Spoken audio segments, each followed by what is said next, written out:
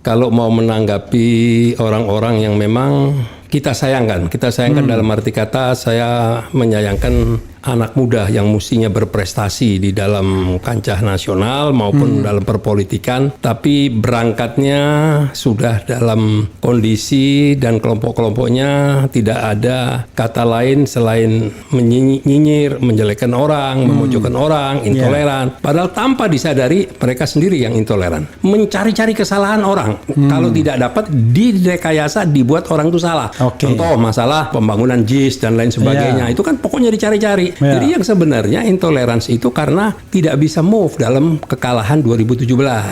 Jadi kesimpulannya menurut saya pernyataan itu sebenarnya lebih pada offside-nya Grace saja ya? Ya menurut saya masih 50-50 kalau itu keluar dari Prabowo sendiri.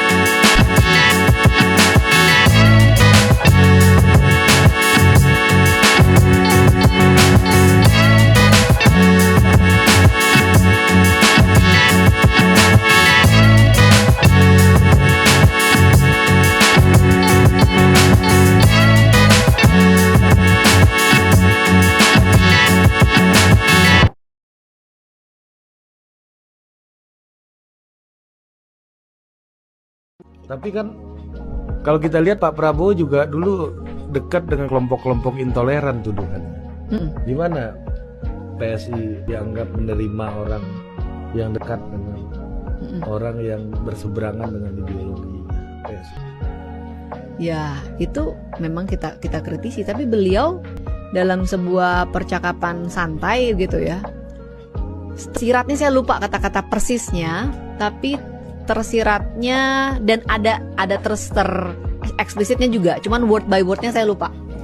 Kurang lebih beliau menyiratkan penyesalan lah pernah ngambil langkah itu.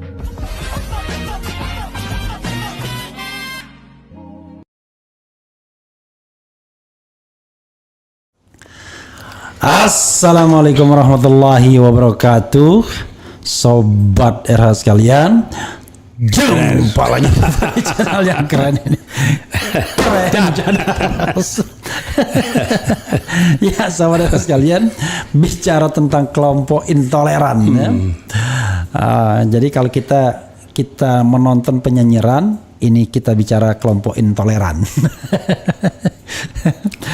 Jadi sahabat sekalian, di depan saya ada orang yang sangat representatif mau bicara mengenai kelompok intoleran dan dukungan terhadap Prabowo tempo hari. Kiai Haji Yusuf Martak. Assalamualaikum warahmatullahi wabarakatuh.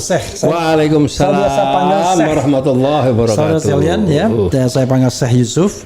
Beliau adalah ketum ya, ada istilahnya ketum ya. Ketum Gerakan Nasional Pengawal Fatwa Ulama. Ketum GNPF Ulama, Gerakan Nasional Pengawal Fatwa Ulama. Dan Ketua Majelis Syuro PA 212, Persaudaraan Alumni 212. Ketua Majelis Syuro PA 212. Persaudaraan Alumni 212. Persaudaraan Alumni.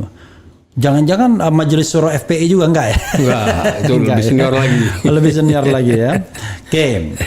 Jadi sahabat sekalian, saya penasaran sama beliau ya. Karena kan beliau termasuk salah satu orang yang bisa dimintai konfirmasi tuh. Kalau seandainya ada yang bilang dulu Prabowo didukung oleh kelompok intoleran. Ini dalam tanda kutip kurang ajarnya tadi presenternya bukannya Prabowo dulu didukung kelompok intoleran. Dia sendiri yang menuduhnya. Yang kedua, dan seperti dibenarkan oleh Grace Natali dan selalu kita lihat kan kalau kelompok intoleran sudahlah. Kita kan frankly speaking pasti dikaitkan dengan pilkada DKI, kan begitu? Ya, lalu setelah pilkada DKI ya 2019. Kemudian dikaitkan dengan sekarang disebut Three Pillars mungkin ya, GNPF Ulama, FPI dan PA 212. PA 212. Kalau kita bilang FPI sekarang bukan yang front pembela Islam, tapi front persaudaraan Islam ya, dan itu organisasi yang sah. Yang dulu sah juga sih sebenarnya, semuanya sah. Apa yang ada terlintas di benak Syekh Yusuf ketika mendengar pernyataan dua orang tadi yang bercakap-cakap? Bukankah Prabowo dekat dulu didukung kelompok intoleran, satu, ya kan? Yang kedua, Grace dengan bahasa yang katanya ya dia sendiri tidak begitu firm menangkapnya, tapi adalah secara informal santai mengatakan ada penyesalan untuk itu. Lalu Gus Yassin dalam tanda kutip, dengan kurang ajar juga dalam tanda kutip ya, Gus Yassin bilang kalau intinya kalau you menyesal, kami lebih menyesal lagi. Lalu kemudian Din Samsudin mengatakan pernyataan itu merugikan Prabowo Subianto. Itu dulu, silakan ya, terima kasih. Ya.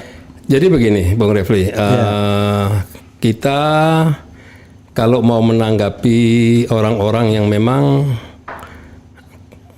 kita sayangkan dalam arti kata saya menyayangkan anak muda yang mestinya berprestasi di dalam kancah nasional maupun dalam perpolitikan, tapi berangkatnya sudah dalam kondisi dan kelompok-kelompoknya tidak ada kata lain selain menyinyir, menjelekkan orang, memojokkan orang, intoleran. Padahal tanpa disadari mereka sendiri yang intoleran. Oke. Kenapa saya bilang begitu? Iya kan? Apakah dia sudah memastikan bahwa itu betul-betul dari kata-kata Pak Prabowo? Oke. Ya kan? Masih menduga-duga. Saya tidak tahu persis. Makanya kata Habibur Rahman, dia ini menafsirkan dari tafsir.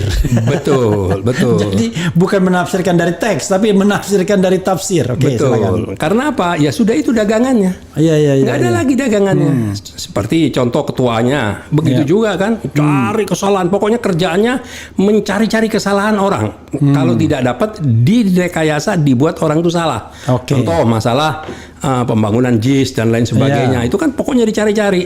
Jadi yang sebenarnya intoleransi itu karena tidak bisa move dalam kekalahan 2017. Padahal kan kalau kita lihat kekalahan 2017, tapi kan dibalas dengan kemenangan besar di 2019.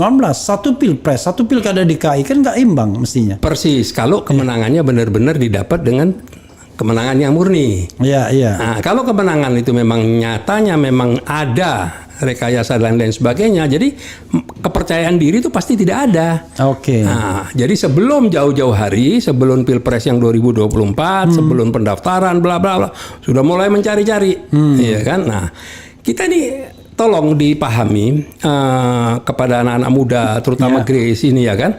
Dia jangan nganggap kita ini tidak tahu siapa di belakang dia, siapa bohirnya dia dan lain sebagainya.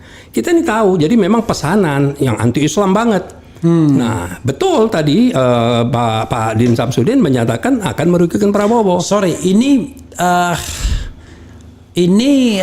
tentu kan nanti kalau Grace mendengar ini ya silakan dibantah ya, silakan dijawab.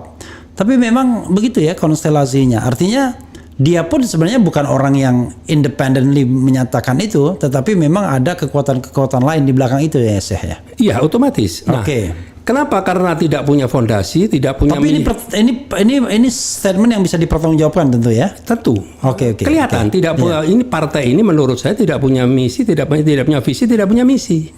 Nah, jadi coba lihat satu-satu mulai mundur, satu-satu meninggalkan. Contoh dulu waktu itu ada Tamara Amani. Tamara Amani, saya sangat dekat sama orang tuanya. Samara Amani ya. Iya. Samara Amani TS ya. Orang tuanya orang baik, bla bla. Tapi begitu masuk ke partai ini, liar menurut saya saat itu ya.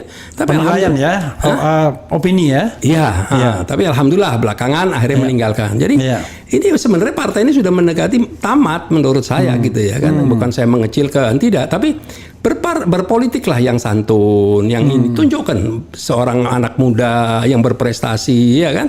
Nah, supaya apa? Masuk ke wilayah ke jenjang perpolitikan nasional, bisa bersaing berkompetisi dengan yang lebih senior. Hanya berkunjung ke Pak Prabowo, ya kan, ke Prabowo, terus tahu-tahu tiba-tiba menduga-duga kata-kata itu. Nah, yang herannya, tapi tadi saya baru dengar dari Bung Refli kalau Habib Rahman sudah sedikit mengcounter. Sebenarnya kalau saya jadi Prabowo, dia langsung dong akan mengcounter. Nah, kalau memang itu benar, saya juga ada dengar selentingan, ya. Jadi memang ada selentingan. Jadi kita ini sudah dihianati, kita pun difitnah. Kenapa saya bilang begitu? Dari salah satu yang saya dengar dari salah satu keponakan atau apalah, ya kan? Itu yang menyatakan bahwa Pak Prabowo dihianatin. Dihianatinya apa? Proses sedang berjalan di Bawaslu dan di MK, tapi kita meninggalkan diri. Kita itu maksudnya kelompok pendukung. Kelompok pendukung. Asik. Nah, dianggap melarikan diri, meninggalkan Indonesia ke luar negeri. Padahal dibalik. Justru saya yang didatengin untuk meninggalkan Indonesia karena nama saya, nama Munarman, nama Sobri Lubis, nama Slamet Ma'arif sudah masuk list yang akan diproses, dipanggil lah. Saya tidak tahu salahnya apa. Saya tantang, saya bilang saya tidak perlu. Anda tidak perlu menakut-nakuti saya dan tidak perlu menyuruh saya pergi. Nah, karena memang benar ada dua teman yang memang saat itu telah dijadikan tersangka. Yaitu?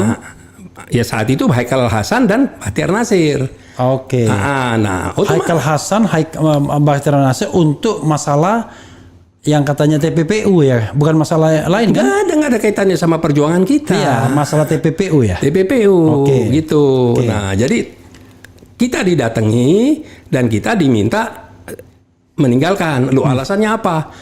Saya bilang kan yang ada masalah kan dua orang. Kenapa harus kita? Oh enggak, ini nama-nama antum, nama gini-gini. Saya bilang enggak, kita tidak akan berangkat. Nah, jadi kalau sekarang dibilang kita meninggalkan, justru kita yang dibohongi, Bung Refli. Katanya kita mau ijtima yang ketiga. Ya, kita lompat dari yang ketiga dulu nih. Mengeluarkan rekomendasi. Ijtima ketiga akan mengawal BPN, ya Badan Pemenangan Nasional Prabowo untuk menyampaikan bukti-bukti kecurangan ke Bawaslu. Oke, jadi ijtima yang ketiga itu pasca pemungutan suara ya berarti ya? Pasca, ya betul, pasca pemungutan suara. Ya, mudah-mudahan saya nggak salah ketiga ya. Nah, ditentukan waktunya yaitu setelah sholat Jumat. Iya. Setelah sholat Jumat, kita saat itu mengadakan aksi dan setelah itu BPN akan didampingi oleh keumatan untuk masuk menyampaikan bukti-bukti kecurangan. Tahu-tahu pagi hari, saya dapat bocoran foto sekitar jam 10, sudah ada dari partai tersebut yang mendatangi Bawaslu menyerahkan bukti kecurangan. Nah, jadi kita ini sama aja dengan dibohongin. Kita sudah melakukan aksi untuk memprotes ke Bawaslu, tapi tidak ada. Buktinya katanya sudah diserahkan di pagi hari. Buktinya ditunjukkan bahwa sudah diserahkan saat itu. Nah, akhirnya mau tidak mau ya kita bilang harus jelaskan ke masa yang sudah berkumpul depan Bawaslu. Akhirnya naiklah mereka ke mobil komando, dijelaskan saat itu bahwa kita sudah menyerahkan bukti-bukti kecurangan. Nah, itu. Nah, sekarang yang menjadi pertanyaan, apa yang disesalkan dan apa yang dilakukan, ya kan, oleh keumatan, termasuk kalau dari kata-kata yang disampaikan oleh Grace, yaitu intolerans, kelompok intolerans dalam kurung Islam. Apakah masuk di akal? Umat Islam ini penduduk mayoritas terbesar di negara Indonesia. Kan tetap ada umat Islam yang mendukung Pak Jokowi, ada yang juga mendukung Pak Prabowo. Bagaimana bisa disetting semuanya mengkhianati? Apa yang dimaksud mengkhianati? Apa yang dimaksud meninggalkan? Kan nggak ada kejelasan. Tapi kembali kepada premis yang digunakan oleh Grace dulu, kita selesaikan itu ya. Menurut sebenarnya ini misinterpretasi dari Grace ya, atau sebenarnya memang ada semacam penyesalan itu dari Prabowo? Ya, kalau pertemuan itu bermakna antara Partai Solidaritas Indonesia dengan Partai Gerindra, Grace bertemu dengan Prabowo, ada makna dalam pertemuan itu, pasti itulah yang akan diangkat. Iya. Cerita dari pertemuan itu, tapi kan mungkin tidak ada yang bermakna. Iya. Yang diangkat adalah orang yang dikunjungi menyatakan sempat menyesal dan lain sebagainya. Loh, kalau bicara menyesal, saya ini orang yang pertama sebelum memberikan dukungan sudah bertemu langsung dengan Pak Prabowo. Sambil minum saya. Ya, terima kasih. Ini Arabica saya. Ya, wah, mantap. Mantap. Jadi di situ saya sudah menjelaskan, membicarakan bahwa Nggak pakai gula, pakai gula. Nggak usah, ini cukup. Oh, kalau enggak ada gula aren. Boleh coba. Silakan, boleh. Saya kasih gula aren. Boleh coba. Enaknya di RH Channel kita bisa main ngobrol sambil kopi. Betul. Jadi gimana? Lalu? Nah, jadi di situ saya berbicara. Saya itu bertiga pertama bertemu. 2 kali bahkan. Yang pertama saya kalau tidak salah bertemu di Otista. Di kantor teman dengan Pak Prabowo. Kita diskusi. Pak Prabowo sangat membutuhkan dukungan kita. Itu menjelang 2019 atau 2019 itu sendiri? Menjelang.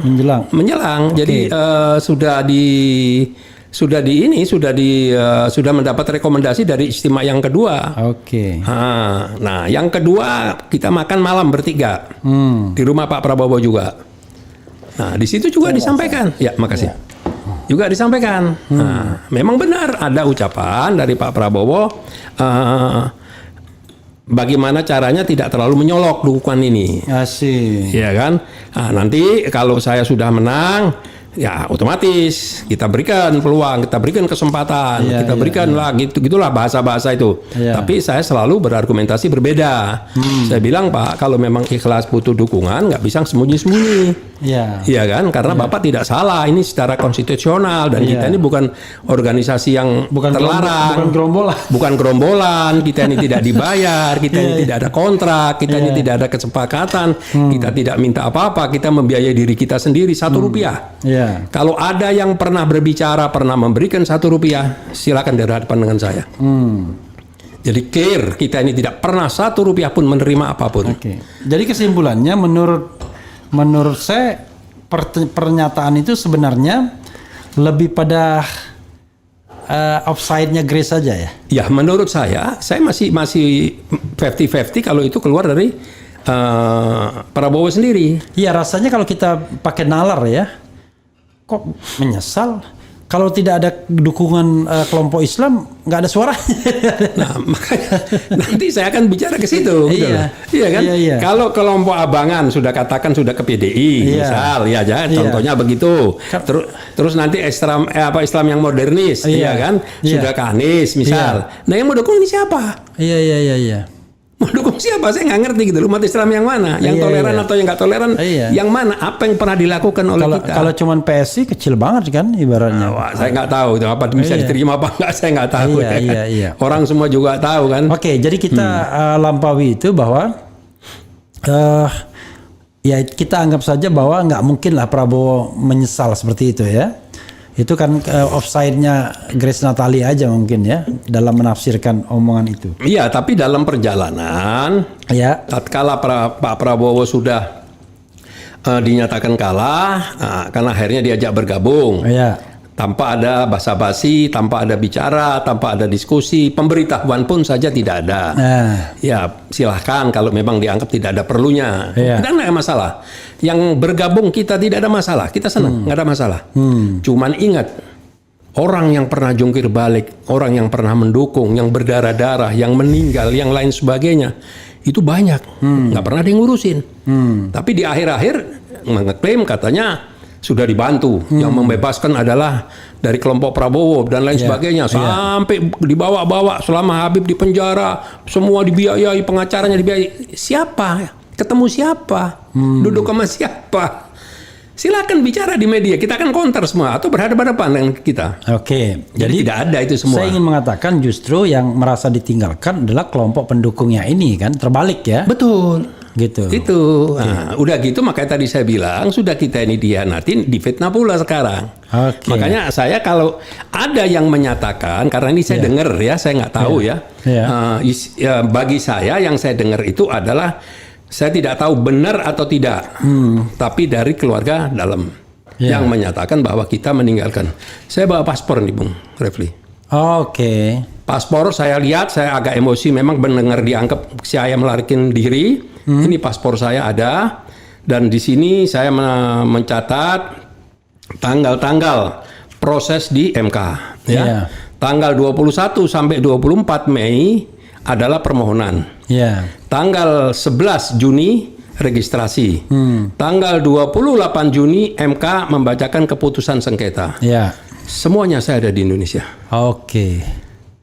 Jadi apa yang dibilang kita meninggalkan? Kita tidak tipe yang kayak begitu. Justru yang menjadi pertanyaan, kesepakatan tidak akan menempuh jalur MK, kok tiba-tiba menempuh jalur MK?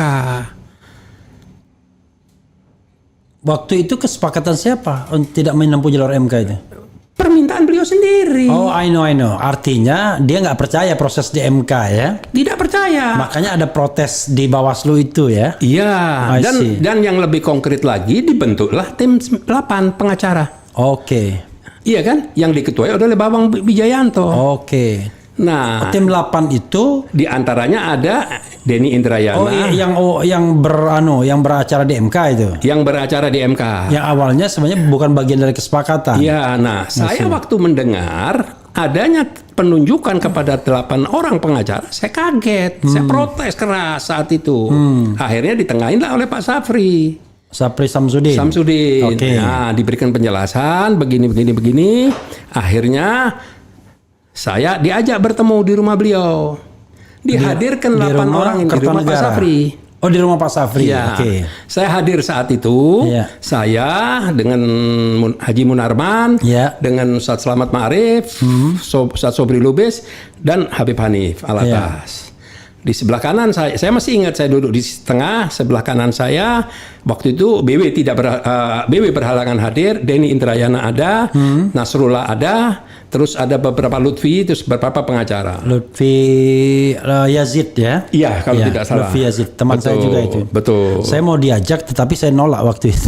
Karena saya sudah tahu pasti kalah. Oke, ya. Gitu. Nah, di sebelah kiri dihadiri oleh Sudirman Said, oleh Sandiaga Uno, oleh Daniel Azhar. Daniel Anzar. Ya. Nah, disitulah terjadilah diskusi. Saya malah saat itu yang saya pertanyakan adalah keberadaan Denny Indrayana. Karena ada kedekatan dengan salah satu konglomerat.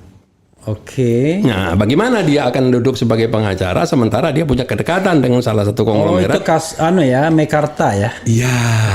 Kita tidak sebut namanya siapa ya? Iya, saya tidak mau sebut namanya. Iya. Oke. Tapi satu saat saya akan siap untuk buka-bukaan semua gitu. Jadi kita ini prolog aja dulu, Bung Refli, gitu loh. Karena hati-hati, saya ini orang yang ngikutin detik per detik. Nah. Ini Syekh Yusuf ini ensiklopedi berjalan kalau sama begini. Minum dulu saya, santai saya. Jadi,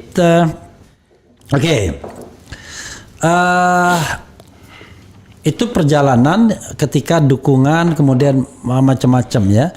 Tapi memang sebenarnya gini. Dalam konteks 2014 kan belum ada yang namanya GNPF gitu-gitu 2014 kan? Enggak, belum. FPI juga belum mendukung Prabowo pada waktu itu ya? Kalau kontraknya 2014. 2014 saya pernah mendengar dari sumber yang A1 yang akurat, Pak Prabowo mengingkari pertemuan 2 kali dengan Habib Rizik. Sudah mau dipertemukan? Sudah janji, tapi yang datang kalau tidak salah Pak Hatta Rajasa. Belum pernah bertemu ya? Belum. Makanya itu 2014. Waktu itu kan belum ada 2 organisasi ini, belum ada GNPF, belum ada PA212 tentunya. Adanya cuma FPI. Tapi Pak Prabowo belum pernah bertemu. Belum. Pertemuan yang kedua juga begitu. Yang datang wakilnya. Yang ketiga Habib Rizik tidak datang. Dan FPI FPI akhirnya mendukung pasangan Prahara Prabowo Hatta Rajasa itu. Nggak tahu, saya belum bergabung. Kita tidak kita spesifikkan karena ada keterbatasan informasi ya. Jadi di 2019 itu kan sudah ada 3 organisasi ini, 3 pillars ini kan. Ada. Sudah ada FPI, GNPF Ulama, masih sudah GNPF Ulama ya? Masih GNPF MUI. Oh masih GNPF MUI, oke. GNPF MUI. Iya. Kemudian satu lagi PA212, oke. Pertanyaannya adalah bagaimana cikal bakalnya untuk sehingga tiba-tiba klop ada dukungan seperti itu. Karena Prabowo mendatangi tokoh intoleran. Oke. Kalau menurut Grace. Iya. Padahal tokoh intoleran itu Habib Rizik. Habib Rizik. Padahal Habib Rizik adalah tokoh yang sangat toleransi. Kenapa saya bilang toleransi? 2014 dikecewakan, 2019 begitu dikunjungi di Mekah dengan santun. Oke, sorry. Waktu itu Prabowo datang ke Mekah. Oke, ini firm ya, datang ke Mekah bertemu. Setelah acara di Sahid. Oke. Ada yang membuat acara di Sahid, keluarlah rekomendasi. Ya. Ada yang dicalonkan, rekomendasi itu menyebut nama lah ya. Ada Prabowo, ada Yusril, ada Zulkifli, bla bla, ada Anies, segala macam lah. Berangkatlah mereka ke Mekah. Coba bayangin baiknya santunnya Habib Rizik. Diterima sebagai tamu terhormat, setelah itu bergandengan tangan, foto. Pulang otomatis seperti dapat cek kosong Prabowo. Oke. Iya, langsung. Dan ketika Habib Rizik menyatakan mendukung Prabowo, maka otomatis GNPF ikut, kemudian PA212 ikut juga. Otomatis ya. Iya. Yang lebih ini lagi Bung Rifli, kandidat lain mati, nggak bisa jalan. Misalnya? Ya seperti saat itu Pak Gatot Nurmantio. Oke. Ya kan, karena partai yang memungkinkan adalah Gerindra. Iya. Nah, calon lain susah mendapatkan partai lain gitu, dan sudah ini seolah-olah udah di restui Habib Rizik. Oke. Gitu. Oke. Jadi intinya adalah memang inisiatif untuk minta dukungan itu ada di Prabowo ya. Dan inisiatif itu pertemuan langsung antara Prabowo dan Habib Rizik di Mekah. Iya.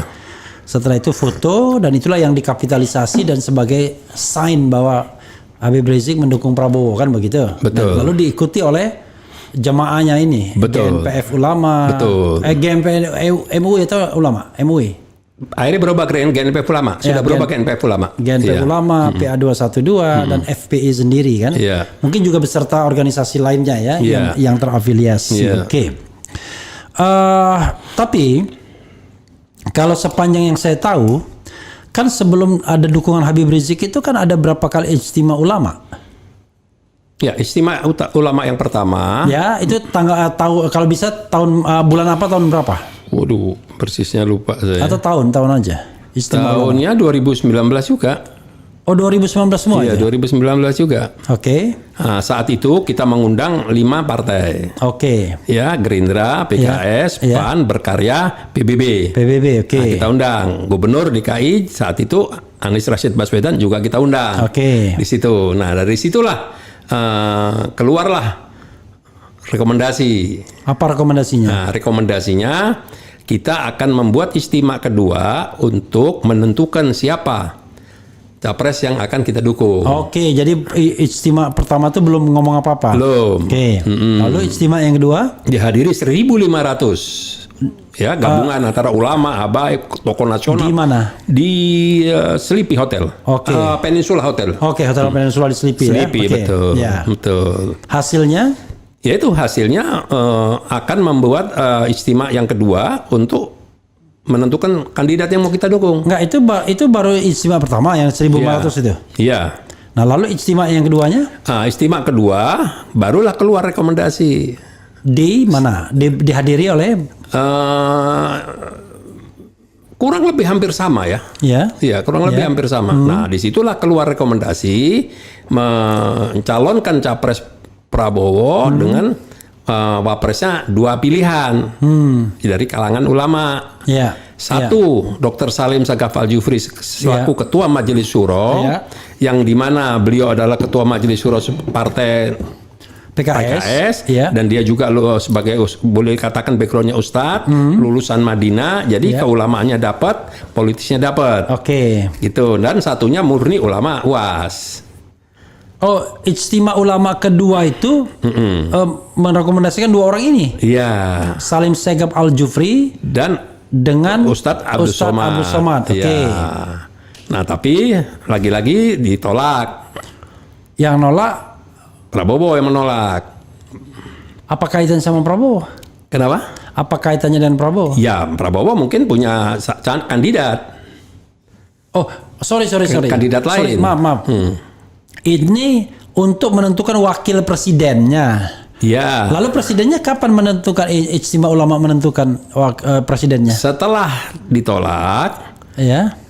Prabowo menyatakan saya akan menggandeng Sandiaga Uno. Oh, bukan. Maksud saya kapan ijtima ulama menentukan Prabowo sebagai calon presiden?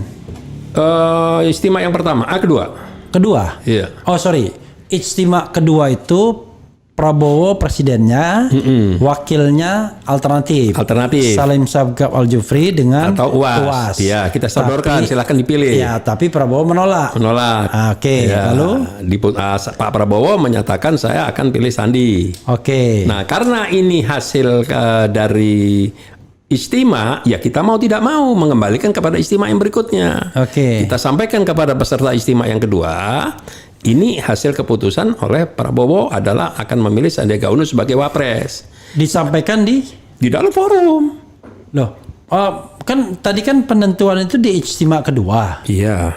Tapi hari itu juga disampaikan, hari itu juga ditolak, maksudnya gitu.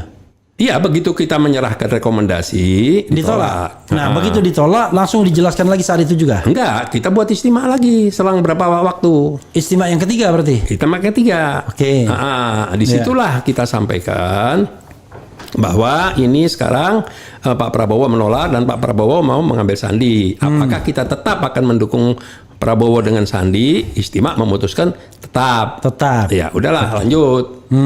Mendukung mereka gitu loh. Tapi Jokowi lebih cerdas. Iya. Kita yang buat istimewa berkali-kali mengusung ulama, Prabowo menolak, Jokowi mengambil ulama. Ya, bahkan kan? Ketua MUI. Berarti jelas bukan hanya kita, bukan hanya Prabowo, Jokowi pun memakai politik identitas. Oke. Iya. Nggak beda sebetulnya, ini kan cuma akal-akalan aja gitu loh. Iya. Giliran ijtima ulama menyodorkan ulama dibilang politik identitas. Iya.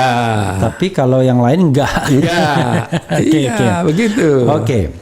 Lalu itu ya, dan keputusannya tetap mendukung ya. Mendukung. Syekh, ada nggak pada bagian ini sebelum saya tanya, kok sekarang sepi-sepi aja? Yang mau di-share lagi oleh Syekh Yusuf. Nah, ini pertanyaan lebih berat dari yang tadi semua, Bang. Kenapa saya nyatakan begitu? Pengalaman saya 2019. Itu kalau lihat foto-foto saya, dokumentasi saya yang banyak mendampingi Prabowo bicara di media. Saya berani bersumpah saya tidak menawarkan diri dan tidak memajukan diri untuk di samping berdiri, enggak. Saya diminta dan dicari. Mana Yusuf Marta? Buruan, suruh saya mau ketemu media ke depan gini, iya kan? Sampai sedemikian rupa 8 bulan kita sudah berkeliling daerah. Kelompok kita ini keliling daerah tanpa Rp1 ada yang biayain. Kelompok kita itu maksudnya yang ya FPI, ya 212, ya GNP Ulama. Apa yang dikerjakan? Pokoknya kelompok-kelompok intoleran dalam tanda kutip itulah. Versi Grace. Intoleransi. Kita apa? Kita memberikan edukasi, kita sosialisasi, kita menjelaskan bagaimana pengawalan di TPS, bla bla bla bla dan lain sebagainya. Nah, itulah yang menjadikan kekecewaan kita. Itu yang menjadikan kenapa kita menyatakan kita ini kecewa, karena apa?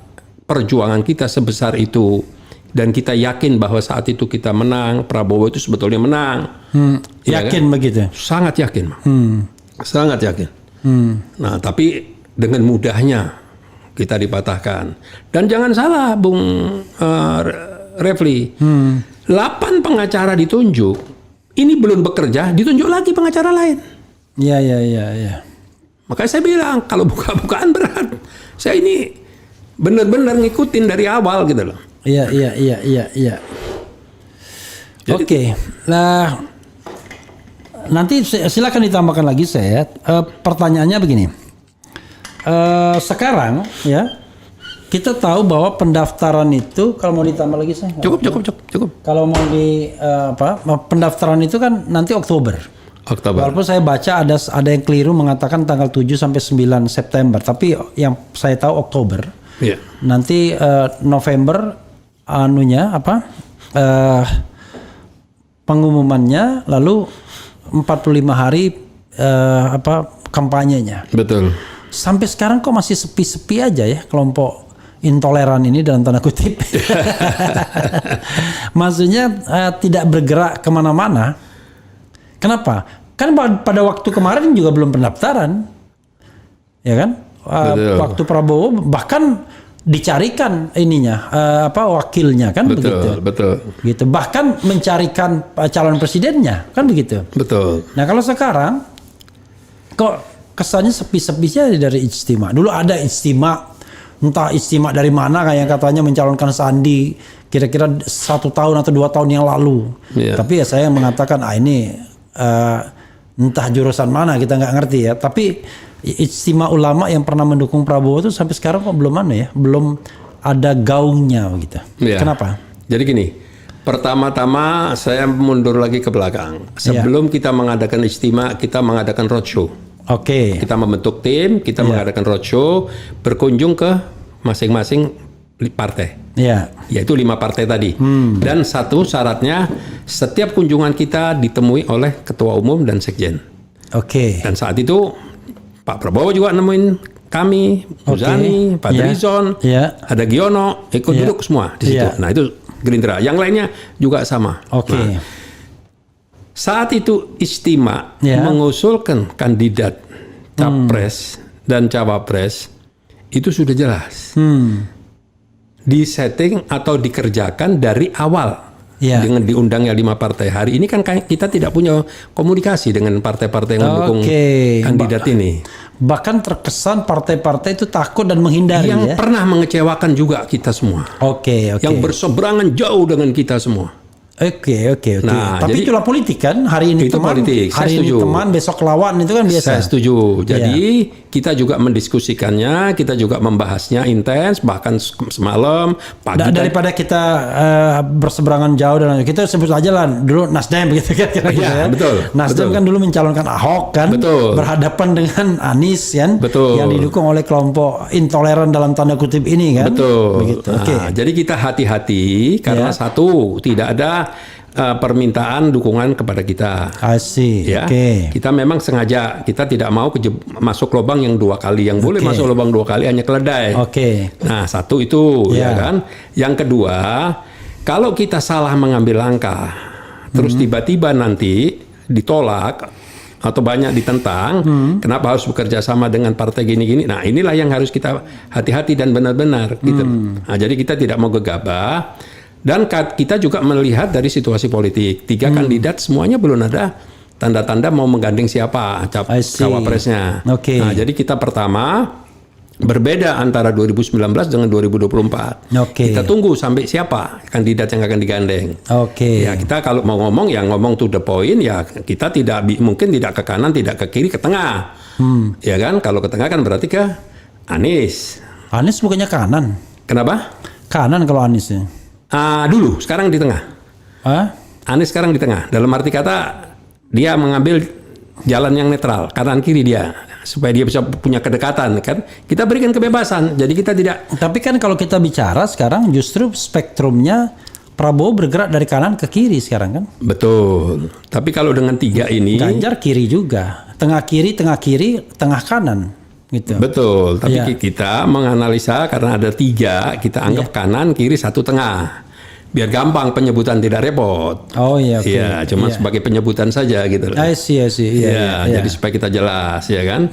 Nah, kalau itu nanti sudah ada kejelasan, mungkin kita akan membuat satu keputusan melalui forum apa nanti kita lihat. Saya tegaskan Syekh ya. Intinya Syekh mau tunggu dulu. apakah Anies ini bisa nyalon apa enggak, kan begitu? Di antaranya. Itu diantaranya. Yang kedua, siapa wakil presidennya, kan begitu? Betul sekali. Artinya tidak seperti relawan. Kalau relawan itu kan nggak peduli siapa wakil presidennya, yang penting Betul. presidennya Anies. Kalau ini Betul. enggak, bisa nyalon apa enggak dan siapa calon wakilnya. Betul. Itu yang kita khawatir. Ya, kalau klop Betul. bisa jalan. Betul. Kalau nggak klop nggak jalan. Let's say saya tantang saya. Kalau misalnya wakilnya Ganjar nolak, mungkin. Itu kan nggak mungkin. Ya, tapi kan ada di wacana-wacana kan politik kan siapa bilang nggak mungkin. Betul. Cuman kan PDI kan mana mungkin dia mau taruh nomor 2. Ya, kalau misalnya dia melihat bahwa ini pertarungan keras antara Jokowi dan Mega, Jokowi ke Prabowo. Saya nggak punya. Memang banyak yang menanyakan begitu. Saya justru malah menyampaikan itu mustahil. Oke. Kalau Anies di nomor 2 kan sudah pernah di 2019. Anies tidak bersedia. Iya, Saya iya. komunikasi langsung dengan Anies saat Dan itu. saya kira Anies nggak akan bersedia juga. Iya, kalau apalagi nomor 2, sekarang. betul. Anies Puan misalnya. Kalau Anies Puan ya itu beda lagi kan. Tetap kendali dipegang Anies. Nggak akan ada soal. Ya kita lihat nanti bagaimana. Makanya putusan bukan di perorangan, bukan iya, di kita gitu loh. Artinya saya udah bisa bayangkan kalau Anies AHY mungkin saya pribadi nggak akan masalah. Iya kan pasti ada kriteria-kriteria tertentu Bung Refli ya. Iya. Nah, ada yang mungkin oke ini tidak. Iya. Kan ada kita juga punya mengkaji beberapa kandidat gitu ya. Ada berapa 5 apa 6 kan ya. Iya. Yang paling resistensinya paling rendah itu siapa? Oke. Ya kan, resistensi dalam arti kata sulit untuk di BD, kasus mungkin tidak ada dan lain sebagainya. Nah, itu kan paling tidak sudah mulai kelihatan kan? Ya, Nah, tapi kalau resistensinya rendah tapi nggak bisa nyalon juga percuma aja kan? iya percuma. Betul. Karena slot itu memang sengaja dibatasi. Kan? Jadi ada juga kandidat yang bagus tapi nggak yakin ini pasti mau. Oke. Udah takut duluan. Oh, Ini kan oke. antara takut sama nggak takut ini Karena kan. takut dicap intoleran gitu ya. Iya bukan intoleran tapi masih ada yang cawe-cawe gitu lah. Oke, itu. oke. Jadi kita harus benar-benar wise lah kita dalam berpikir, I kita know, sabar I lah. know. Iya kan? Oke, kalau kita bicara tentang ini kan politik kan biasa. Kadang-kadang aduh orang baperan dengan politik itu. Intinya adalah Syekh dan kawan-kawan itu akan menolak calon presiden yang dalam tanda kutip dikendalikan istana. Pasti menolak. Ya apa gunanya? Oke. Artinya kalau misalnya yang dicawe-cawein nggak mau ya? Ya apa gunanya perubahan? I see. Kita kan Oke. butuh perubahan. Oke, ya walaupun malu-malu ya udah jelas arahnya sebenarnya. Cuman tadi ya masih bergantung jadi apa enggak dan berpasangan sama siapa ya. Betul. Oke. Karena kita tidak mau kita kejebur yang kedua kali. Ya dan intinya adalah kesannya nyodor-nyodorkan diri ya kan. betul. Dan yang Apalagi ada dulu kira-kira setahun yang lalu aktivis dari satu partai itu mengatakan tidak akan lagi berhubungan dengan apa gitu-gitu ya. FPI gitu-gitu. iya selalu Gitu. selalu begitu. Saya juga dengar dari Nasdem Iya, juga ada yang iya. menyatakan punya resistensi tinggi dengan Habib Rizik dengan kita lah. Saya sampai jawab, emang kita ini nggak resistensi? Kalau mereka nggak suka sama kita juga nggak suka. Oke. Kita kan kasarnya kan begitu Bang Rewi. Iya, kan iya, kita iya. ini kan lillahi ta'ala. Iya. Lu jual gue beli, kalau perlu terima reparasi. Oke. Kalau lebih begitu aja. Kalau lu baik kita juga baik. Kita bacakan komentar ya. Kita nggak terasa nih sudah 40. Sementara mulut saya sudah mulai sudah mulai ngiler-ngiler nih mau makan. Beliau di sini saya bilang kalau ke sini jangan lupa bawa the mandi, the king of mandi ya kan, luar biasa lah, La Razeta ya. Ditebar, jangan lupa ditebar tempatnya Aduh, ya. thank you, Oke, La Razeta. Nanti akhir ini kita buka, kita makan. Yang lainnya juga udah mulai ngiler-ngiler juga ya. Kita bacakan komentar sobat era sekalian ya, dan biasa saya namanya pro dan kontra dan lain sebagainya. Ya wajar lah. Bagi umat Islam yang akidahnya benar, pemilu itu bukan menang kalah, tapi di barisan mana kita berada, barisan kanan atau kiri. Betul. This is a good point ya. Nanti ingat saya, ini perlu dikomentari tuh. Ya. Soalnya bukan menang dan kalah, tapi di mana kita berpihak kan begitu ya. Betul. Oke. Kemudian PSI anti-Islam sangat cocok bergandengan tangan kepada capres yang tidak pernah sholat. I don't know exactly. Ini juga personal. Betul. Walaupun dalam sebenarnya kalau kita mau bicara tentang demokrasi yang terbuka dan dia mau jadi presiden, sah dong personal life-nya dibuka sebenarnya. Betul. Ketika dia contoh misalnya ya Amerika Serikat kan masyarakat yang paling cuek tuh dengan hubungan-hubungan personal. Tapi begitu once Anda mau jadi kandidat presiden, lain lagi persoalannya. Iya, benar. Pajaknya dibuka, apanya dibuka, macam-macam. Oke. Kita kok tiba-tiba tabu membukanya. Bahkan kalau ada kasus korupsinya dihentikan dulu. Gimana ini? Oke. Prabowo sudah berkhianat, apa yang diucapkan dikampanyekan Wowo itu berubah 180 derajat setelah jadi menteri. Jokowi janjinya timbul dan tenggelam bersama rakyat hanya penipuan. Oke, ini terlalu agak keras kritiknya, tapi saya katakan itu kritik ya. Jangan pilih PS sama PSI. Oke. Ini ada kritik juga dari Lucky Tremonti, Pak 08 kalah, 08 itu Prabowo ya. Ya karena kelompok-kelompok kayak gini yang terlalu vokal soal keagamaan yang sangat tidak relevan terdengar di negeri ini. Oke. Contoh lah Habib Lutfi bin Yahya yang sangat nasionalisme. Wah ini mengadu Habib. Senjata paling kecil itu udah dipakai. Jadi ya terserah Syekh ya. Cara aman biar selamat ya ikut ulama hatinya lebih bersih, otomatis berpikirnya lebih jernih, berpikirnya maksudnya ya. Ulama bertindak tidak untuk pribadi tapi demi agama dan umat. Oke.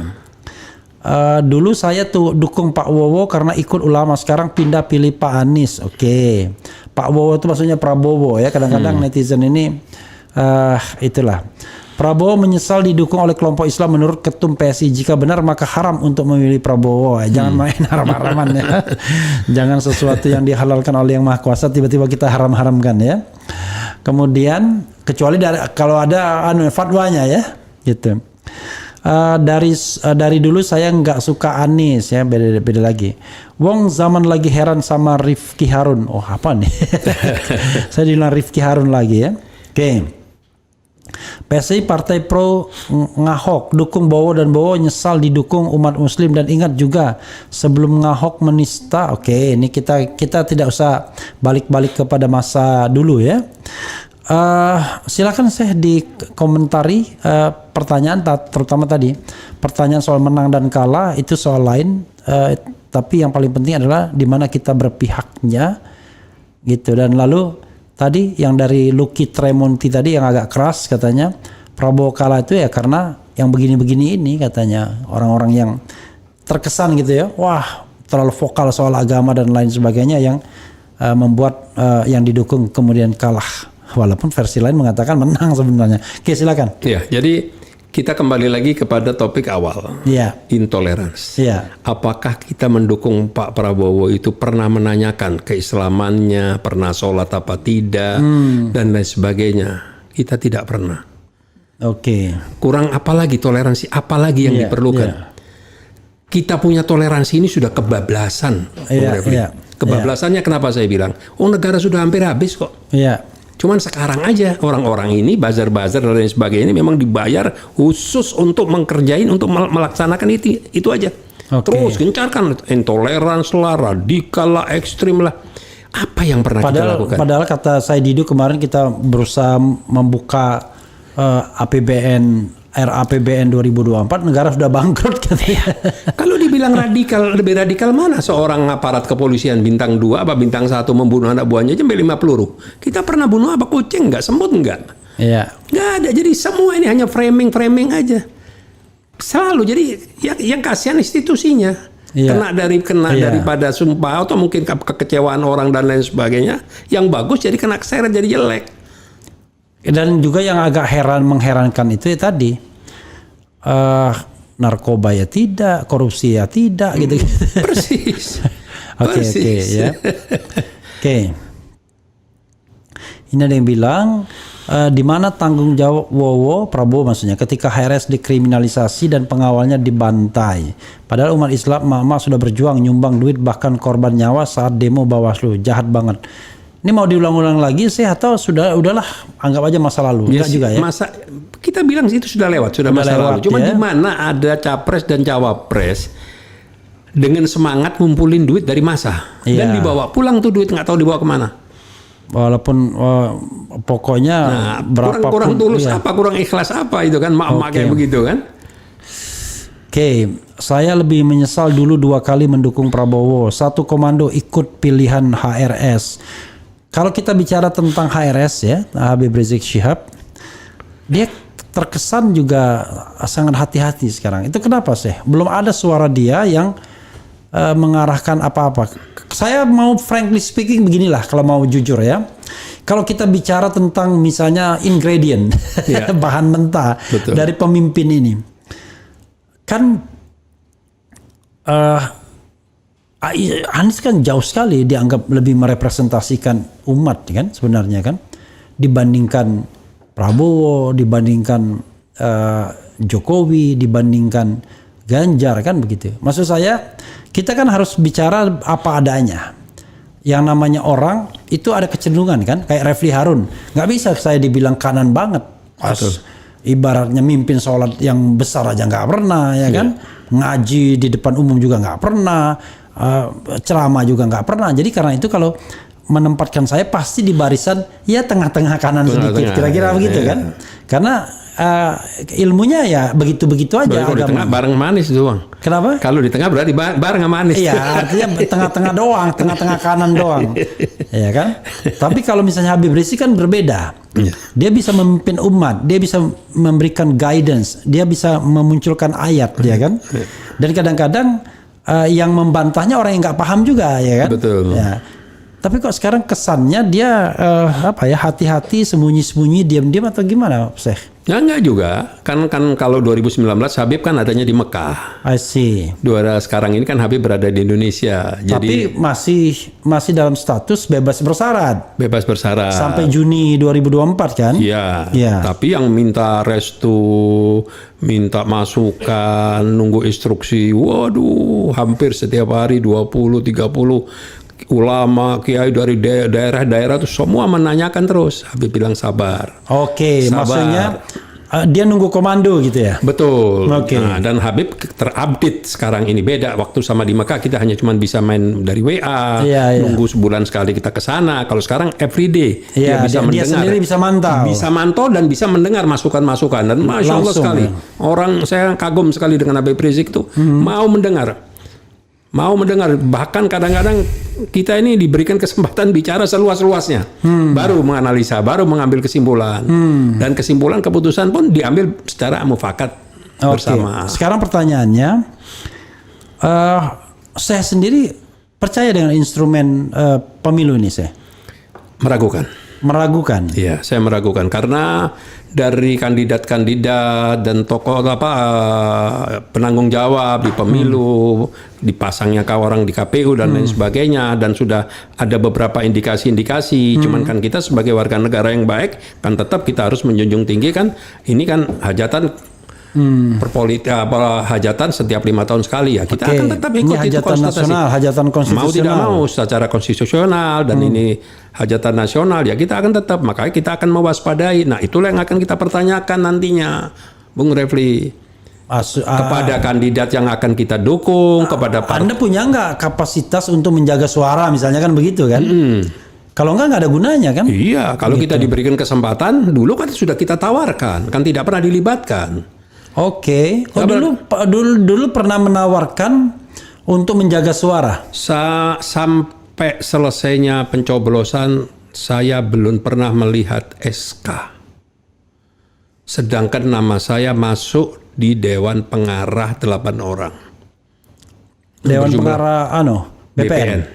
Tapi SK-nya nggak pernah terima. Dan saya pertanyakan kepada 8 orang ya, saat itu kita rapat ada 5-6 orang, dari yang 8 orang ini satu pun tidak pernah ada yang melihat SK. Oke, tiba-tiba secara lisan saja tiba-tiba nama sering dipanggil kalau di acara-acara. Tapi tidak pernah secara formal ada deklarasi, SK dikeluarkan, dibentuknya tim, dideklarasikan saat itu tidak ada. Kalau kita mau jujur ya, kan ada kesan bahwa GNPF Ulama, PA212 dan FP ini sebenarnya tidak sekuat seperti kemarin juga.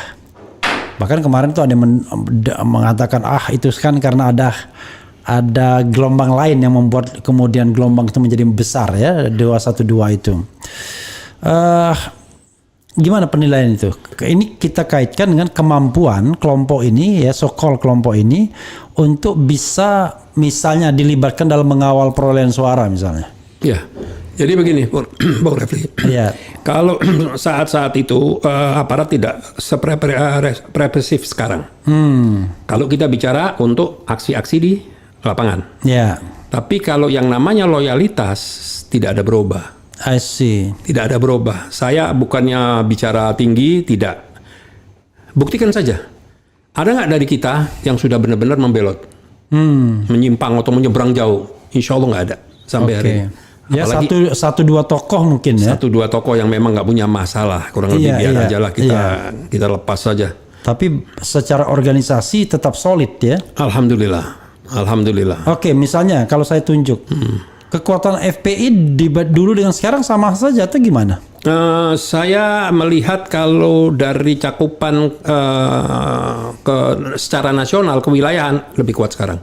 Ya, kita nggak bicara tentang organisasi terlarang ya saudara sekalian, karena Front Persaudaraan Islam itu resmi ya, sudah dideklarasikan, diakte notariskan, tetapi memang memilih untuk tidak mendaftar di kementerian karena memang ya tadi tidak mau menjadi terdaftar karena ada masalah-masalah sosial politik kan. Betul. Oke. Jadi kalau seandainya misalnya kelompok ini dilibatkan ya, let's say misalnya oleh kelompok tertentu, menurut saya akan signifikan. Jadi begini, kalau boleh bicara agak arogan sedikit ya. Kita kan melihat seperti apa ya. Ya bagi saya sangat naif sekali lah 2024 ini ya. Sebentar lari ke sana, sebentar buat koalisi namanya ini, sebentar berangkat ke sana, tahu-tahu lari lagi ke Prabowo bergabung segala.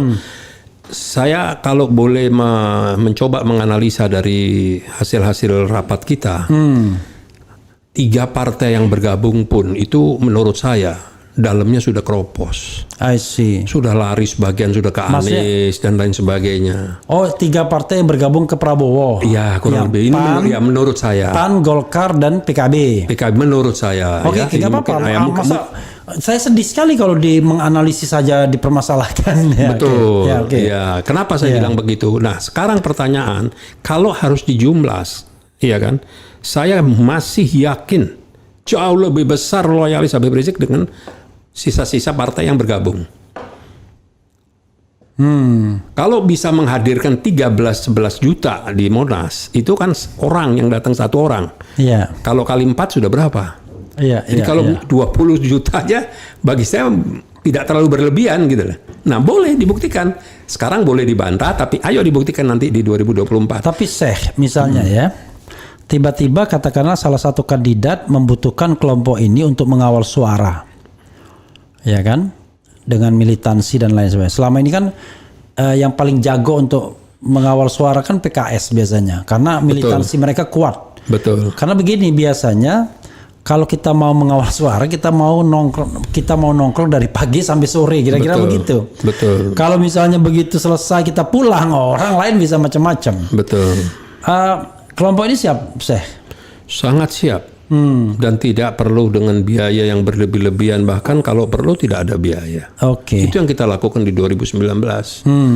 Tapi mereka seperti mengemis, minta surat tugas tidak pernah diberikan. I see. Iya, sebenarnya kita harus bedakan antara pemantau dengan surat tugas sebagai saksi ya. Betul. Kalau surat tugas sebagai saksi kan biasanya itu dari partai politik. Betul. Ya kan? Tapi kalau pemantau yang mencatat hasil kan bisa saja, Betul. Ada misalnya C1 plano sekian-sekian, lalu kirim send ke pusat atau data centernya kan bisa sebenarnya. Betul. Tapi kan legalitas satu dan kredibilitasnya kan tidak ada. Kalau tanpa diminta, tanpa ada persetujuan, tanpa ada kesepakatan dengan kandidat.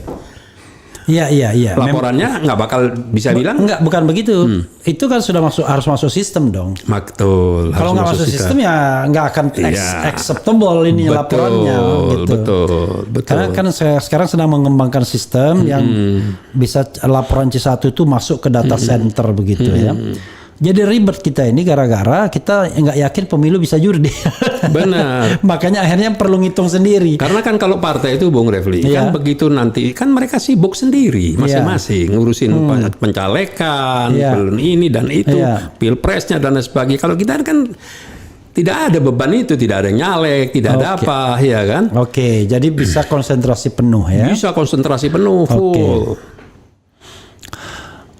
Oke. Apalagi nih ya? Bang Refli Harun dan Syekh Yusuf, tolong hati-hati akan adanya kekerasan, penculikan karena podcast ini ngomongin Wowo. Soalnya ada media di Twitter yang diancam diduga pihak Wowo karena memberitakan Wiju Tukul. No, kita bicara tentang politik secara umum. Betul. Ya. Kita tidak bicara hanya Prabowo saja, tapi kita bicara tentang kandidat lainnya kan. Saya kan tanya tadi, apakah ke Anies, ya, apakah ke Prabowo, apakah ke Ganjar, ya kan? Kenapa saya tidak mau tanya Ganjar? Kayaknya nggak punya story-nya, tidak punya historinya kelompok ini, ya kan? Ada ibaratnya kontak dengan Ganjar sebagai kandidat. Kalau dengan Prabowo, paling tidak ada historinya, ada story-nya. Dengan Anies belum ada story-nya juga, ada historinya Pilkada 2016. Jadi kalau kita membicarakan lebih banyak porsinya kepada Anies dan Prabowo ya wajar kan sebenarnya. Iya benar. Atau jangan-jangan kelompok ini berpikir juga untuk dukung Ganjar. Belum, nggak ada pikiran ke situ.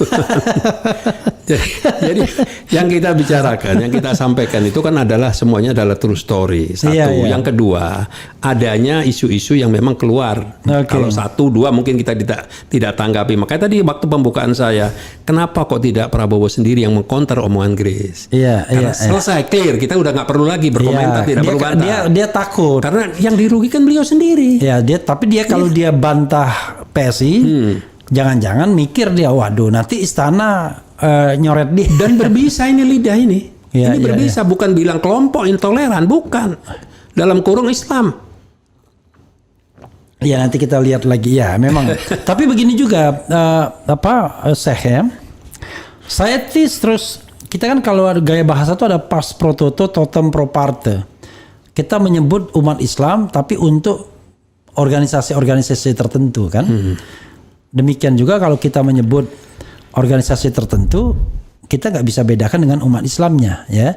Menyebut sebagian tapi untuk mewakili yang banyak. Nah, itu namanya pas pro toto kalau nggak salah. Atau terbalik saya. Pokoknya intilah ini gaya bahasa. Nah, persoalannya adalah orang kan akan selalu mengatakan, ya itu kan kelompoknya Syekh Yusuf saja, masa diidentikan dengan Islam? Kan Islam banyak tuh, ada yang juga di Jokowi, ada yang juga di Ganjar, ada juga di mana-mana begitu. Justru pendukungnya Prabowo banyak yang bukan dari kita. Iya, Kiai ulama-ulama, Kiai Maksum almarhum itu datang dari Situbondo, nggak ada kaitannya sama kita. Punya kedekatan dengan Pak Prabowo, sangat dekat sekali. Banyak. Maksudnya? Iya, jadi bukan hanya kita yang mendukung ulama itu, yang mendukung Pak Prabowo saat itu bukan kita saja. I see. Jadi nggak bisa dibilang kita ini intoleransi dan lain sebagainya, nggak berarti semua dong intoleransi umat Islam. Oke. Nggak boleh dong generalisasi gitu ya kan? Ya, oke. Jadi sebenarnya jangan hanya dilihat FPI, GNPF Ulama dan PA212-nya saja. Betul. Karena ada juga kiai-kiai lain, kelompok-kelompok Islam lain yang mendukung. Betul. Bahkan secara perseorangan kita ingat Adi Hidayat. Betul. Waktu itu. Kemudian Adi Hidayat, Ustaz Abdul Somad, kemudian Abdullah Jimnasyar ya kan, iya, Agim dan lain sebagainya. Lah terus siapa yang mau mendukung? Jadi maaf aja ini, minoritas tuh jangan over gitu loh. Oke. Iya kan, kalau di mana-mana Islam itu sebagai mayoritas, minoritas selalu aman. Minoritas punya kekuatan sedikit aja seperti sekarang, tingkah lakunya over. Oke. Penistaan dan lain sebagainya. Kenapa kalau saya bilang, Prof? Kenapa penistaan kepada Tuhan, kepada Allah, kepada Rasul, kepada Al-Quran sering terjadi? Karena kita tidak pernah menistakan agama lain. Iya. Kitab suci agama lain. Coba kita nistakan. Iya. Jadi apa negara ini kan? Saling balas membalas. Iya. Nggak pernah kita sama sekali kan? Iya, Mereka berambisi terus memojokkan. Nah, si kandidat-kandidat ini menikmati juga. Mesti cukup dong, sudah 2 kali maju misal, ya kan maju capres, kedua sudah pejabat.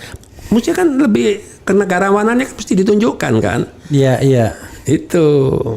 Kita berharap dari semua tokoh-tokoh partai, khususnya ketua umum partai, jangan melenggang, tidak melihat ke belakang. Kita ini tahu mereka ini tersandera semua. Iya, iya. Jadi iya. seolah-olah mereka itu takut, salah, tersandera punya kasus. Lah pertanyaan saya, yang nyandera siapa? Yang nyandera ini putih seperti kain kafan, nggak punya kasus, nggak punya masalah, kan bodoh. Iya. Mesti kan bisa diangkat juga kalau memang mau membenahi negara ini gitu lah. Iya. Mau memberantas korupsi, mau memberantas ini, ya kan.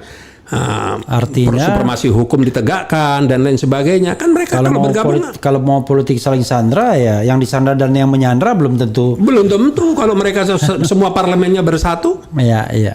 iya kan, tapi nggak punya nyali. Oke. Di kita jadi sliding udah ketakutannya berlebihan, makanya kalau punya kasus jangan jadi ketua umum. Iya kan, masih banyak kader yang lain, masa satu partai aja digadein tergantung satu ketua umum. Iya, oke. Closing statement kira-kira apa? Tapi di RH Channel ini saya bilang closing statementnya bisa berjam-jam, silahkan aja. Daripada nanti pas pulang, waduh saya belum menyampaikan itu. Silakan Itu manusia. Ya, sampaikan semua apa yang ingin disampaikan. Ya, sampaikan kalau saya nggak panjang-panjang, Prof ya. Saya ini orang yang istilahnya sudah cukup makan asam garam ya, dalam arti kata, walaupun saya tidak pernah aktif mutlak di partai politik dalam arti kata, tapi saya ini kan kepingin mengadakan perubahan. Ikut berperan mengadakan perubahan. Bagaimana negara ini bisa kembali rukun, damai, yang mau beragama bebas dengan agamanya masing-masing, yang mau berusaha masing-masing, ya kan? Nah, terus supremasi hukum juga ditegakkan, aparat berlaku adil. Yang salah diproses, yang tidak salah jangan dipaksakan diproses dan lain sebagainya, agar terjadi keteduhan tidak memelihara orang-orang yang memang bermasalah. Saya punya masalah melaporkan 2 orang, ada yang setahun lebih, ada yang hampir 2 tahun, itu pun masih jalan di tempat. Nah, bagaimana mau kemana kita ini? Mau mengadu gitu kan, katanya negara hukum. Nah, satu, yang kedua, sangat concern bagaimana caranya agar rakyat ini, masyarakat yang terpinggirkan, yang miskin ini bisa terangkat harkat martabatnya. Nah, jadi jangan seolah-olah pemilih negara ini malah terpinggirkan, tersisihkan. Nah, ini nggak bisa dipungkiri, jangan dijawab lagi, nggak perlu. Ini jelas kenyataannya begitu. Nah, yang kaya, yang sudah mewah, yang sudah menjadi konglomerat dan lain sebagainya, turun ke bawah, bantulah rakyat ini, bantu pemerintah ini untuk menyelesaikan.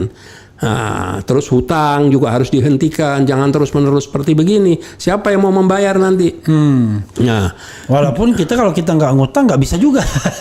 Betul. Jadi sekarang kata Roma Irama, gali lubang tutup lubang ini. Yang jelaskan begini, Bung Refli, kalau orang itu dalam teori bisnis yang saya dengar, selama masih bisa hutang berarti dipercaya. Iya, boleh. Tapi kalau aset saya 10, dapat pinjaman 15. Nah, itu bagus, berarti saya dipercaya. Tapi kalau aset saya 10, saya dipinjemin 5, dikenain bunga tinggi, berarti saya sudah mulai terjerat. Nah, bagaimana nanti mau bayar, bagaimana? Nah, kalau itu hanya sifatnya hutang, berbentuk rupiah, membentuk mata uang, masih mungkin. Tapi kalau sudah berbentuk infrastruktur dan lain sebagainya. Jadi utang tapi kemudian dibayar dengan proyek dan lain sebagainya. Contoh masalah ini, masalah IKN. Ya kan, terus tiba-tiba dengan bangga tanpa mikir desainnya akan dibuat oleh satu negara, Cina. Loh, saya cuma memberikan ilustrasi, membangun rumah itu menggunakan desainer, arsitek desain. Itu kan dia mengerjakan semua, MEP-nya, listriknya, mekanikal, elektrikalnya, lobang-lobang, ini pipanisasi dan lain sebagainya. Berarti semuanya itu sudah diketahui oleh negara asing. Dia tinggal masukkan chip-chip aja di selesai. Saya pikir udah selesai. Mungkin tinggal dipencet, pindah atau meledak itu tempat itu. Mungkin jadi maafin ya. Mungkin ya. Jadi apa tidak ada yang mampu? Di sini ini sangat mampu semuanya. Nah, katanya sudah siap, katanya sudah mau selesai, katanya mau dibuat untuk di 2024 upacara dan lain sebagainya. Loh, kok baru mau menunjuk? Iya. Nah, saya mencoba diskusi sama orang properti, dia bilang buat desain itu minim 3, 4, 5 bulan. Itu udah paling cepat. Ini 6 bulan buat ibu kota. Nggak ngerti saya pola berpikirnya bagaimana, saya nggak paham. Kenapa harus dipaksakan gitu loh? Kalau memang mau itu memang benar, itu menjadi program jangka panjang, ya silahkan dijalankan. Nanti nggak perlu buru-buru. nggak perlu buru-buru, tinggal dilanjutkan kepada penerusnya, yang penerusnya juga nyaman untuk melanjutkan. Iya, Jadi pelan-pelan. jadi jangan diketok semuanya sekarang. Tidak seperti for sale itu kayak kejar target ya. Betul. Kan masih. Jadi saudara sekalian, kita harus bedakan antara tidak setuju dengan timing, ya kan? Betul. Kalau bicara pemindahan ibu kota, dulu zaman Soeharto juga ada. Iya. Kan mau dipindah di Jonggol, tapi kan nggak berhasil. Iya. Nah, oke lah, katakan sekarang sudah overlap. Iya. Tidak membenahi infrastruktur di dalam kota dan lain sebagainya, dibiarkan urban masuk setiap tahun kan begitu kan? Oke, katakan akan pindah ibu kota, nanti kan tinggal diatur bagaimana. Yang pindah apa pemerintahannya atau apanya dan lain sebagainya. Tapi buatlah ini proyek jangka panjang. Bangun rumah aja, saya mau tanya, ada nggak kontraktor yang bisa menyelesaikan rumah seluas 100-200 meter setahun? Nggak ada. Iya. Nggak ada. Pasti kalau finish selesai ya hancur, nggak karu-karuan. Oke. Ini ibu kota. Gedung-gedung besar. Iya. Belum lagi nanti kita mau tanya gedung-gedung yang dijadi kayak apa, mau diapain? Kecuali film DKI, Dono Kasino Indro dulu. Nah, Dia mungkin. bilang gedung ini dia ngomong sama bule. Kalau di Amerika, di negara saya ini cuma 1 bulan, ya kan? Lama-lama kesel dari gedung ini dari mana? Ini berapa lama bikinnya? Nggak tahu ya. Tapi yang jelas kemarin belum ada kan. Jadi gedung-gedung pemerintahan, gedung perkantoran yang ada di Merdeka Utara, Merdeka Selatan itu mau kemana? Nanti mau dibawa kemana? Siapa yang mau beli? Nggak ada orang mau beli. Nggak mungkin mau dirubuhkan, mau dibuat hotel, mau dibuat apartemen, udah lewat semua masanya. Oke, the final say apa sih? Silakan. Ya, saya berharap, Final say. saya berdoa, saya berdoa mudah-mudahan presiden yang sekarang Pak Jokowi benar-benar bisa memberikan legacy kepada calon presiden yang akan memimpin yang ke depan. Tapi jangan jangan sampai diintervensi atau diarahkan atau diharuskan melanjutkan. Bahkan saya mendengar, mudah-mudahan saya salah. Kalau yang menang siapa nanti yang didukung oleh dia, kabinetnya punya juga ini juga katanya. Nah, ini kan jadi ngeri kita yang dengar ini. Nah, ini kalau memang tidak ya silakan dijawab, silakan diklarifikasi dan lain sebagainya. Yang penting marilah kita bersama-sama menyambut pemilu jurdil, damai, keluar seorang presiden yang benar-benar bisa berpihak kepada hajat rakyat dan masyarakat banyak. Dan yang kedua, bagaimana Indonesia harus diperhitungkan di kancah internasional. Kalau sekarang jangan dianggap dunia luar tidak tahu. Setiap negara punya perwakilan di Indonesia semua. Mereka juga tahu semua. Mereka baca berita, semuanya mereka tahu apa yang terjadi di sini. Jadi kita jangan merasa kita seolah-olah tidak ada yang tahu dunia internasional. Dibiarkan memang mereka tidak mau cawe-cawe. Nah, itulah yang saya harapkan. Dan para buzzer-buzzer ini sudahlah, hindari semuanya. Kita pingin kerukunan berjalan dengan baik. Kita bermasyarakat supaya kita ini benar-benar dihormati oleh dunia internasional. Itu aja yang saya harapkan. Lebih tidak berharap apa-apa. Itu aja, Bung Refli. Oke, sobat era sekalian, itu dari Syekh Yusuf Martak ya, Ketua Umum GNPF, Gerakan Nasional Pembela Fatwa Ulama, yang biasanya dengan dua sekondannya FPI dan PA212 itu sering sekali mengadakan kegiatan-kegiatan termasuk aksi unjuk rasa dan lain sebagainya.